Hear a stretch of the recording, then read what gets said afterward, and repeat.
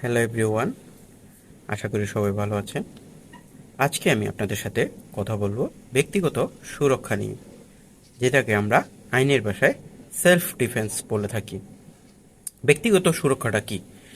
আপনার শরীর এবং সম্পত্তির উপর এমন কোনো বিপদের আশঙ্কা সৃষ্টি হয়েছে, এক্ষেত্রে আপনি আপনার শরীর এবং সম্পত্তির রক্ষার জন্য যে কোনো পদক্ষেপ নিতে পারবেন। এটা হচ্ছে যে ব্যক্তিগত সুরক্ষা। আর ব্যক্তিগত সুরক্ষা হচ্ছে একটা অধিকার, অর্থাৎ ব্যক্তিগত আপনার শরীর এবং সম্পত্তি রক্ষা করা আপনার অধিকার। এখন ব্যক্তিগত সুরক্ষার অধিকার কখন জন্মায়? ব্যক্তিগত সুরক্ষার অধিকার তখনই জন্মায় যখন আপনার শরীরের উপর যুক্তিসঙ্গত কোনো বিপদের আশঙ্কা সৃষ্টি হয় বা আপনার সম্পত্তি বিপন্ন করার কোনো আশঙ্কা তৈরি হয়। এক্ষেত্রে আপনার ব্যক্তিগত সুরক্ষার অধিকার তৈরি হয়। আপনার শরীর এবং সম্পত্তি সুরক্ষা দেওয়ার জন্য আপনি যে কোনো পদক্ষেপ গ্রহণ করতে পারেন। তারপরে আমরা অনেক সময় একটা জিনিস বলে থাকি, সেটা হচ্ছে যে পাগলে মারলে দোষ নেই, এরকম একটা বিষয় আমাদের সমাজে প্রচলিত আছে। কিন্তু পাগল যখন আপনার উপর আঘাত করবে, তখন কিন্তু আপনি তাকে প্রতিহত করার জন্য যে কোনো পদক্ষেপ নিতে পারেন।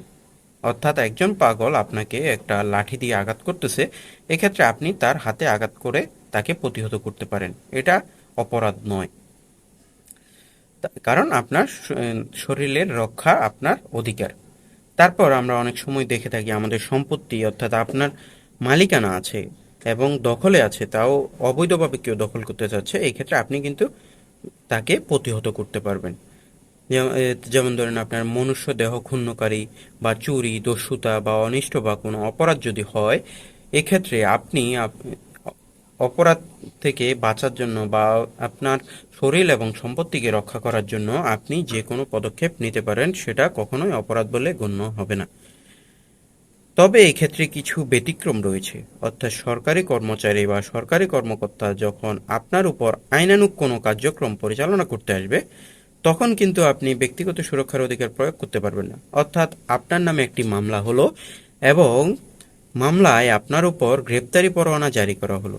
আপনাকে পুলিশ গ্রেপ্তার করতে আসার পর আপনি বললেন, আমার শরীর রক্ষার্থে আমি পুলিশকে মেরে দিয়েছি বা মেরে ফেললাম। এটা কিন্তু কখনোই ব্যক্তিগত সুরক্ষা হবে না।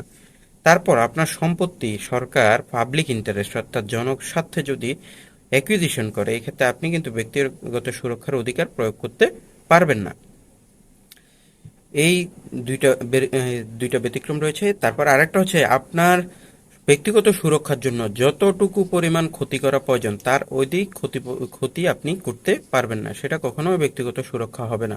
অর্থাৎ কেউ আপনাকে লাঠি দিয়ে আঘাত করলো, আর আপনি তার জন্য তাকে একদম মেরে ফেলতে পারবেন না। তাকে আপনি লাঠির আঘাত থেকে বাঁচার জন্য যতটুকু পদক্ষেপ নেওয়া দরকার ততটুকু পরিমাণ পদক্ষেপ নিতে পারবেন। তবে এক্ষেত্রে সবচেয়ে একটা জানার বিষয় সেটা হচ্ছে যে আপনাকে ব্যক্তিগত সুরক্ষার অধিকার আপনি প্রয়োগ করেছেন, তখন আপনাকে অবশ্যই আদালতে প্রমাণ করতে হবে যে আপনার শরীর এবং সম্পত্তির প্রতি যুক্তিসঙ্গত বিপদের আশঙ্কা ছিল। এটা আপনাকে আদালতে প্রমাণ করতে হবে, তখন সেটা ব্যক্তিগত প্রতিরক্ষা হিসেবে গণ্য হবে।